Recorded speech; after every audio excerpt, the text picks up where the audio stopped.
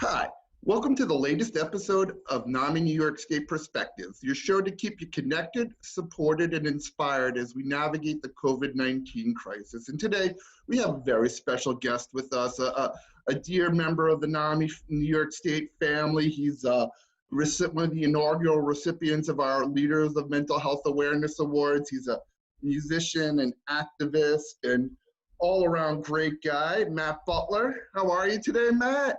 Very well. Good to see you, my friend, and thank you for Uh, such a wonderful introduction. well, everything's sure. It's great to have you. And you are literally a leader of mental health awareness, and we're so grateful for everything that you've done. So, let's just start out. How are you doing? How are things? I know you're in New York City where things are a little hotter than they are here up in Albany. So how are you dealing with the epidemic and what's going on in the city? Well, I would say that I'm doing pretty well. I'm keeping very busy, which I think is good to a degree. But obviously, New York is, as they say, the epicenter of this whole thing. So, um, although I wouldn't say that I'm like consistently aware of that 24 hours a day. Although one thing that I do like, I don't know if they're doing this in other parts of the country, but at 7 p.m. every night, they're like Yeah. people are just like going crazy. They open up their windows and clapping and shouting, and all the horns start honking on any cars that are on the street, and quite a show of solidarity. Yeah, that's really an incredible thing. It's funny you mentioned that because I know it's funny. Our moms have met each other too. I know you like to take your mom to Alice's teacup, like I like to take my mom there. So that was really funny. She thinks she saw you there once after the conference, but that's neither here nor there. But she's in the city alone. Not too far from Alice's teacup, and she's lucky enough to have a terrace in her apartment. And when she was really struggling when this started and being isolated, and we have a new nephew that she's not able to see, and it's tough, not being able to see her grandson. And one of the things I told her to do was go out at every night at 7 o'clock and make some noise, and that's that little thing to give someone to do has really made a difference. So I'm glad that helped you as well. But Well, I mean that's like part of New York, I think. The culture. I mean, something that I think of as comparable. I mean, I'm from New York. I grew up here, and so I was here when during 9/11, and there was like such an intense level of this sense of solidarity after that event. And I mean, this is obviously a different kind of thing. I mean, people went back to work a right. day or two after 9/11, and obviously people are not necessarily going back to. Not everybody's back to work yet here, but New Yorkers, like they do tend to rally in the Yeah. face of adversity. And that's such an interesting thing that you bring up with 9/11, because obviously that's the closest I think any of us can compare as far as tragedy of that magnitude. And there it was like you said, going back to work was like not defiant, but defiant to the terrorists. You're not going to scare us. We're going back to work. We're going to get together again. When they had, I was talking to a hockey player a couple of weeks ago, and one of the best moments of my life was when Mike Piazza hit that game-winning home run in the first baseball game back after 9/11, like 10 days later. That was like, a sign of, like you say, resiliency and not being able to do that. And part of 9/11 too, people came together, right? And physically were together. And I'll never forget walking through the streets and you would see the missing posters all over the place. But people can console each other and be together. And that's such an interesting part of the human experience that we don't get right now. And I think that's what's Yeah. so hard for people. So let me ask you this then. You're someone who's been very upfront about your maintaining your mental wellness. So what type of advice would you have for people who might be struggling right now? Yeah. Well, I think that one of the first things that I noticed about the experience of quarantine when it's funny when this first began, it kind of seems like a long time ago, like wow, back when this first happened. I remember when quarantine first started, I started to see all these posts on social media about how Shakespeare had written King Lear while like in quarantine from the Right. plague. And I remember thinking that I hope that people don't start putting the pressure on themselves to go and write King Lear while this is happening. Because that's where I go immediately is, I have a tremendous issue with, with needing to feel productive in order to feel good about myself. And I put a lot of pressure on. And it's actually, ironically, it's very counterproductive because the level of stress and pressure I put on myself burns me out and saps my energy and saps my creativity. So it actually, kind of works in the opposite. But I would say that, like, one of the things that has been helpful for me has been to not try to, like, force this experience to, not to put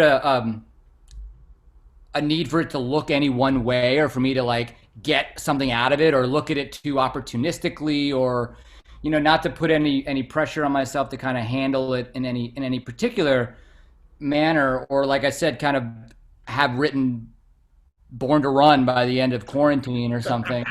you know but simultaneously I've been really good about keeping a certain type of discipline on my day to day, which has been really like I don't like I wake up at the same time roughly every morning, and I have like a set of morning rituals that I stick to, and then I do a lot of practicing, and I'm in school right now as well as kind of doing a full time gig, and so I have online classes, and I would say like maintaining that type of regularity is really helpful because I am the kind of guy who would like slowly drift in the sense of like, well, maybe I'll watch one more episode of this thing tonight, and then I'll end up in bed at instead of 10 o'clock, I'll go to bed by 10:45, and then the next night I'll be like, well, let me just watch a little bit of YouTube, and then I'll be in bed, I'll be asleep by 11:30, and that means I'll be getting out of bed by 7:30 or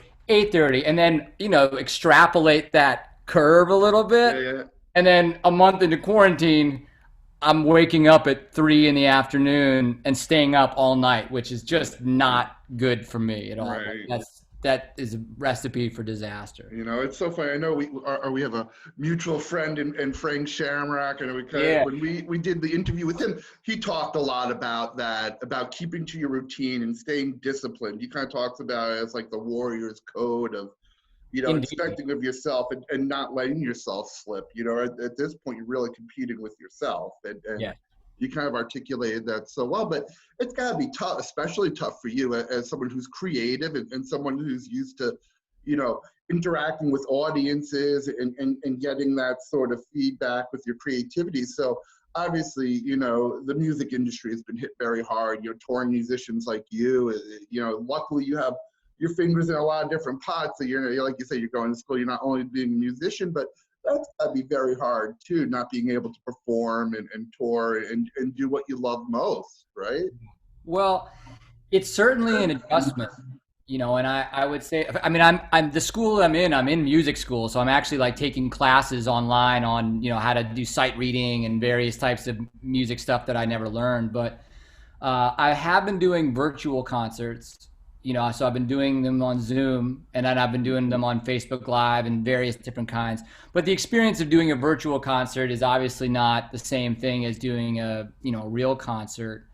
But I think that like you know this has been a really interesting period of time for me, and I would say on one level I've kind of been, without realizing it, without having known it, kind of been training for this experience by over the past however many years, cultivating a certain sense of discipline or, sense of, like what Frank said, kind of a warrior's way of life and I actually relate the three concepts that I kind of relate a lot are this sort of warrior energy and then kind of a monastic experience energy, or, and then an artist. So to me, a warrior and a monk and an artist are kind of like in a Venn diagram that I try to live somewhere in the middle of, and so my own fascination and experience with, with meditation and contemplation and things like that have really kind of reached new levels of experience since this has happened. Um, but I think that, things are seasonal as well, and creativity is seasonal. And I think, it's like animals are seasonal. The earth is seasonal. There's a cycle to this. There's like a real going inward that's taking place. And I think that with constriction and expansion are sort of, they're linked, like death, resurrection, transformation, rebirth. To me, this is like a season that's taking place, and then there'll be the next season afterwards. That's a real interesting and I think healthy way to look at it. That it's kind of like this too shall pass, right? I Yeah. mean, we're in this dark season. I'm not a big winter person. I don't ski or get to take advantage of the winter, but sometimes I do get like seasonal depression during the winter, and you have to tell yourself the sun's going to come too. In Albany, it takes a little longer. We're supposed to get some snow tomorrow, and in May, but that's all right. We know that got to go out and take a walk through the sunshine. But for you, it's also interesting because you are a musician, like I said, and you do play clubs and you go all around. But you also have distinguished yourself by playing inside of prisons and jails and connecting to that community, which has been an amazing thing. So, and that has kind of led you into this other really great world where you're really making a big difference with your Just One Foundation, which is doing great work. And you actually have a very exciting project coming up with the release of the Mother's Day film. So can you talk a little bit about that? Yeah, thank you for mentioning it. So we have a short film. It's about 9 minutes long. It's a little short documentary called Mother's Day Miracle that's coming out, and it's the story of a woman who was incarcerated, a mother who was incarcerated, and her experience of having children and being separated from them by being put in jail, and then her experience with reentry and sort of reintegrating into society, and keeping her family together and keeping herself on the right track despite the challenges that people face in those circumstances, whether they be related to stigma or economic situations. And the lady Jenny that the film is about, I performed for her in the Chesterfield County Jail in 2018 while she was incarcerated. And when she was released, she reached out on social media saying, next time you're in town, I'd like to buy you and Mario, my tour manager, I'd like to buy you guys some lunch. And we just kind of kept in touch sort of informally and found her story to be heroic, like really, really heroic. And that and the kind of heroism that I don't think is as like openly acknowledged as more obvious types of like a star athlete or whatever or something like that. And her story was so inspiring that we found ourselves back on tour going through that area, and we're like, we got to do something about this. And while we were in Chesterfield over the course of 2 or 3 days, we filmed this whole thing, and it was literally 1 year ago. So it's coming out this weekend. It's amazing. It's just like 8-minute film, but there's so much to unpack in it, and start getting right into the heart of what Just One means. I mean, right when the film begins, she's Jenny's back in the prison, the women's prison. This time she's a free person. She's the only one not in the jumpsuit, and it is Mother's Day, and seeing the look on the other prisoners' face, or the other women's face, I don't call them prisoner, women's faces, that someone can make it. She got out. She stayed clean. She's taking care of her family. And that just one, if one person can do it, I can do it. And, that concept of just one is so important. So can you dig down on that a little bit? Yeah, I mean, I think that's an idea that's like kind of ancient, that you do for one, you do for all, and I think that's like a deep spiritual truth. But that idea that when you think about the context of someone's life, and all of the people that they'll encounter throughout the course of their whole experience, and the way that like just ticking the compass heading a little bit in one direction will change the nature of so many interactions, and so much outflow. And the idea that you give someone that one act of kindness or that act of generosity or that act of compassion, and then they're able to then take that to the next person, and then all of the people that they'll be, it's like the opposite of a virus, in the sense that it's like, it has that exponential growth kind of thing, but it's, you spread positivity. Yeah. And there's so much to take out of it. I mean, obviously, Jenny's giving back in so many different ways. You see her gratitude, and when she finds out what a miracle, when her daughter, I forget, says what is a miracle, and she talks about that and finding the church and that being a way to give back to the community. But one of the things that she said, and I think it's so important for what we're all dealing with right now. I mean, obviously, so Chesterfield's in Virginia. We didn't state that. A part of Virginia that got abandoned. It used to be by the old highway system, which once 95 moved in, a lot of those businesses, and it was really the lifeline for that community. So drugs have taken over, and she gets out of jail, and she's in this economically depressed community, and she's still struggling. She says, it's so easy just to put your hands up and say, why not use drugs again?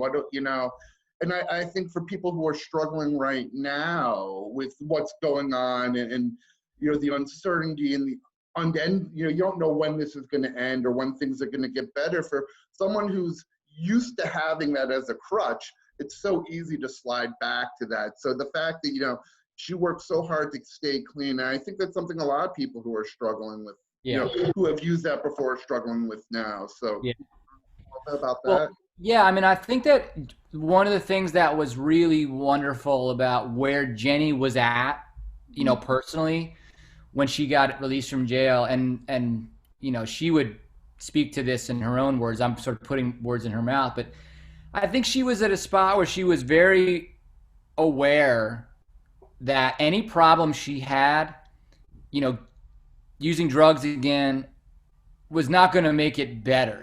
Like it was, it would only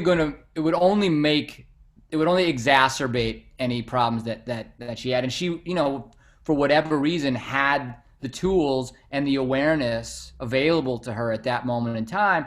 And then the thing that happened, which I believe, and for anybody who's listening to this that it is in a place of, some struggle, she showed up in a certain way, and she sought the kind of help that she needed, and then she saw, she thought to herself, what could she do to help others, and I do believe that it's been my own personal experience that whenever I have earnestly, and I really emphasize the word earnest, like when I meant it genuinely, but whenever I've earnestly asked for help, it's shown up for me in some kind of way. Sometimes, almost all the time, not in the way I would have necessarily wanted or expected, but Jenny asked for help and was earnest about it, and she showed up, and then she was put in the position to help others, and then that's what I think really solidified her sense of faith and purposefulness, and what allowed her to kind of push past those initial doldrums of that experience, because it can certainly feel like nothing's getting better right now, like I don't see anything changing. There's no change on the horizon. And like you said, sometimes even though there are clouds, the sun is still shining behind those clouds, and like this too shall pass. And I love it. Like there's that scene where she goes back in the jail and she sees someone who had been out, but now she's back in. She goes, "What are you doing back here?" And the girl's response was, I don't know, but I don't know, Yeah. And she's like, well, you better figure it out. You better have an answer for that question on why you're here and what led you to slid back. I think that's a question we all have to ask ourselves. But the final thing about the movie I really want to dig down on, because I found it so touching. It's like sometimes it's like such simple things, and it's something I talk about so much that people try to measure their own personal successes and achievements compared to other people and not compared to themselves. So, the part where she's getting ready to go to work, and either she works at a pizza place or she's delivering pizza, something like that. You see her little pizza thing on, and her husband, I don't know, the boyfriend, husband, the male figure in the house, says, "I'm so proud of you." And yeah, it's a great moment. Pride, right? And it's something little that most of us would take for granted. I mean, maybe a lot of people now wouldn't take working as something they would take for granted, but again, delivering pizzas or whatever it is her job is might seem menial to somebody, but for her, that was a pride. She was making an honest living, and she was working. And I thought that moment of pride was just such a beautiful thing. And I think people forget to look at their own achievements a lot. So that's something you can. I mean, well, I certainly know what it's like to compare myself to other people. That's something that I'm intimately familiar with. And right, in your line of work, obviously, being a musician, it's such a competitive. For sure, but I think I think it's just natural to some degree, and I think that, like, if I were not a musician, but if I were, doing anything else, if I was I used to before I was a full-time musician, I worked as a writer at a advertising agency. If I were doing that, I'd be comparing myself to other writers, or to, what assignment does he have, or what agency is he working for? If I worked for, I mean, the mechanism of comparison it exists, but yeah, I think with music, there's some obvious ways to do it, but I also think that, like, we kind of like live in a culture that makes it really easy to do as well, to compare oneself, and I think we do kind of rob ourselves of some joy and some satisfaction by doing that on a regular basis. And no one's path is the same, so any comparison you're making, with yourself and somebody else is just by nature a rigged game. It's like you can't do it. It's not possible. People are all different. We've all got our own unique paths through the world. So there's no fairness or reality in that. And I think that, if anything, sometimes I think about myself in comparison to, like, who I was like a year ago, or who I was, and I think the idea of trying to be a better version, or a more mature, or more whatever version of oneself is as close to like a an accurate sort of, or productive form of self-appraisal as is possible. But in the situation in the film,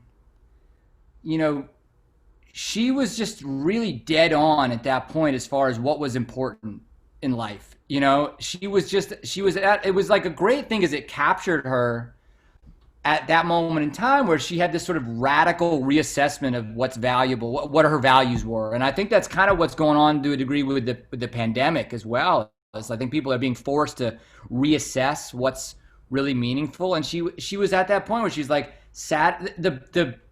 my father and I talked about the film, and he was really moved by it. And he talked about the end where she's like, Saturday morning, I get to have breakfast with my kids.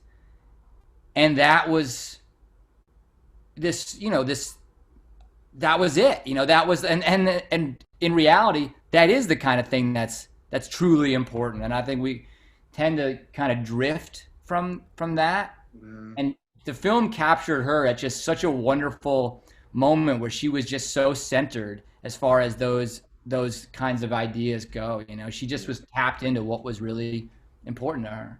Yeah. So obviously, if now we've been talking about this film, I hope we've gotten people excited by it. Like I said, it's very powerful. You can watch it by going to the Just One Foundation's website. Yeah, so it's going to be available this weekend on j1foundation.org, and it'll also be posted on social media. It'll be on YouTube. It'll be on Instagram TV, things like that. And we'll have a link, when we email out this episode, and on the YouTube episode, the description, so people can just click there and see all the fantastic work Matt is doing with the Just One Foundation, and really watch this powerful film, because it's amazing how much you can cover in 8 minutes. I mean, we're sitting here unpacking it, and there's so many lessons to learn. There's so much footage. It was so hard to cut it down to that. Yeah. We wanted to make it, we wanted to keep it under 10 minutes to keep it sort of accessible and, proper for the medium of Facebook and Instagram and YouTube and stuff forth. But it could have been a movie, man. It could have been, it could have been a film at that point. And there's certainly the story itself could easily be a film. It was difficult to edit. There I'm were sure. some darlings that didn't get to make it into the final cut. Hopefully, maybe one day there'll be a director's cut because there's really just so much to learn. If you talk to Sam about Sam Hobbystow, who directed the film, he would say that there will be a director's cut at some point. It's funny. He's actually a friend of mine. We went to high school together, so the experience has been a great reunion for us. We used to make like student films together back in like 11th grade, and he, that's what he did. He grew up, and now he's a freelance editor and videographer, and we managed to reconnect on this side of things, and it's been really cool. That's awesome. So, I can't let you go, of course, without playing a song. And I've already asked you to play one of my favorites, but I think before you even get to it, the last thing that you said in talking about Jenny's story, that Saturday morning with the kids and how that's everything in the world to her. And again, something that we would take for granted. I think now people don't take it for granted so much. I mean, we're actually recording this the Friday before Mother's Day. It's coming out next week, but not being able to be with my mom on Mother's Day, this weekend. And, I'm sure that's something that a lot of families are struggling with, and the importance of home. And really my favorite song by you is Home for Good. I think, it's such a powerful song. And I remember when you played it at the conference this year, I asked you what home in the song meant, what was home? Because there's so much I identify with that song of, growing up in the city and you paint such a vivid picture, but that feeling of being lost, like emotionally lost. And I've been there. I talk openly. Most of my 20s, I was lost in this bad headspace. And what is home? When you find that safety, and obviously now that's a little redefined for a lot of people, home for good, but can you talk about like what the meaning of the song is? Yeah. I remember when you asked that question, and that was sort of like, it's interesting because you can know something like, in my heart, I know what that song is when I perform it and I put it out, but I never really had been put in the position to try to articulate it. So it was actually a really kind of interesting experience and experiment for me to define what that was. And I think that, in the context of that song, and one of the conclusions that I arrived at the conference, was that home represented living a good and honest life in that kind of way, and or finding, truth and love in one's life. The story of that song, it's kind of one of these like cliffhangery songs where you don't really know what the song ends, and you kind of don't know which direction the narrator's going to go in, and whether what does home for good mean? Is he still just saying he's coming home, or is he actually coming home? And to me, home is that sense of rootedness and foundation, and that sense of being loved unconditionally, the sense of feeling, a belonging and a place. Like, I think that one of the feelings that has predominated my whole existence, my whole life, I've struggled with the feeling that the world had no place for me. I was like this extra thing, that was really just a drain, just here to be a drain on people and things, to just kind of like take and consume. But there was no place that I really belonged, a sense of purposelessness. And to me, coming home is like finding that sense of purpose and that sense of belonging again, that maybe you have to remember, or maybe even feel for the first time. Yeah, well, I so relate to that. And just to kind of bring both of our stories together, I mean, like I said, I spent way too much of my life feeling that same exact way, feeling, a drain and just a waste of space. I mean, however you want to say it. And but now, you feel like you spend so much time taking, and now both of us are being able to give back, and how good that feeling is to help, like you say, you're helping just one, and, If I get one piece of good, someone tells me the show helped them or the work I've done has helped them, that makes it all worth it. And that's a good place to call home, man. Absolutely. Absolutely. That sense of being able to be helpful. And that's something that, just to say quickly about any show, but especially when I first started playing the prison shows, I would say that to myself walking in, that I'm like, as intimidated as I was, especially in the beginning, but I would say to myself, if one person gets something out of this, it was worth doing, and I feel that way today, and I wake up in the morning and try. There's the words I try to live by. Yeah, that's the good words to live by, and then maybe we'll now just let the song speak for itself. Yeah. All right. Which one do you want to hear? Home for Good or just one? Home for Good, if you don't mind. No, it's your favorite. It is my favorite. Let's do it. The way I've played this song has really evolved over the years too.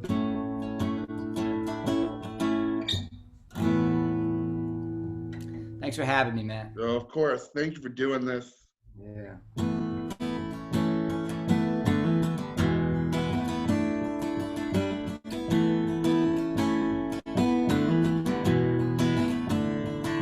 Well, I was killing some time just drinking down at Sophie's. I told my girl I'd be home in a little while, when this dude swung in with his Jameson grin. He said, boy, I bet I know your style. He said, I ain't selling it cheap, 'cause man, I gotta eat, but I got some blow that you really need to try. Yeah, so I checked my phone, and I knew my girl was home alone. Hell, it's just a little line. Oh yeah, but heaven knows if there's one promise I've kept. Still got my mother's St. Christopher hanging around my neck. And Lord knows I don't know why I don't do what I should. I swear I mean it every time I say I'm coming home. Coming home for good. Ooh. Coming home for good. Yeah. All right, Matt.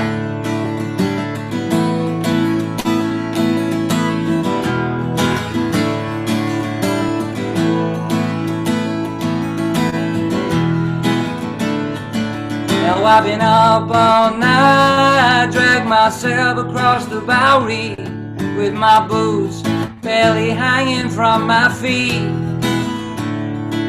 Oh, when the sun burned bright, oh, as I stumbled across the Mission into a man begging change in the heat. He said, you look just like my boy, and you remind me of myself, a jean jacket rock and roller in his prime. Yeah, I ain't trying to score, no, I'm just trying to get some help. And I thought, man, this must be some kind of sign. Well, oh yeah, but heaven knows if there's one promise I've kept. Still got my mother St. Christopher hanging around my neck. And Lord knows I don't know why I don't do what I should. I swear I mean it every time I say I'm coming home.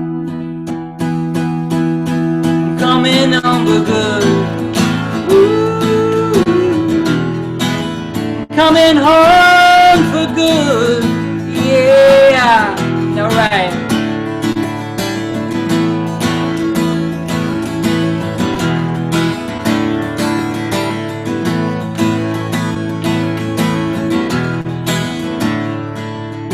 I turned my back and I stumbled round the corner, past the folks standing in the methadone line. And then it all turned black But you know I still remember, I couldn't shake the feeling. I was running out of time.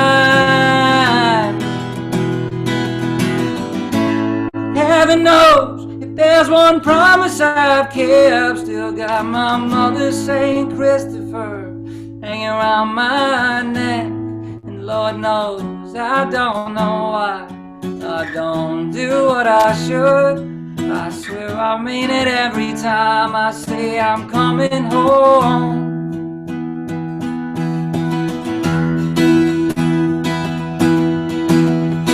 I'm coming home for good. Ooh. Coming home for good. Yeah, that's it now.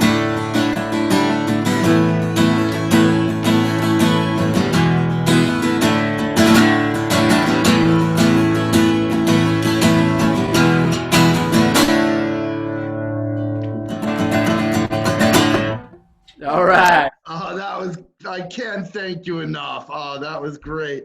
I almost had to mute myself so I wasn't harmonizing with you there, but I can't tell you how much I appreciate it. I love that song, and you know, I hope by watching today, you know, you've really inspired people now that we are all kind of home for what seems like good, that you make yourselves a good home, and that starts with making yourself good. And you know, we all struggle with stuff like you talk about, but you know, it's all up to us to take care of ourselves, take care of our home, and make sure when we are home that we're really home for good. So Matt, I can't thank you enough for all that you do, for being such an inspiration, for, you know, sharing your talents with NAMI. I know you've helped so many people. You know, when I first met you, as you know, there was someone very close to me who was struggling with issues. I heard you play.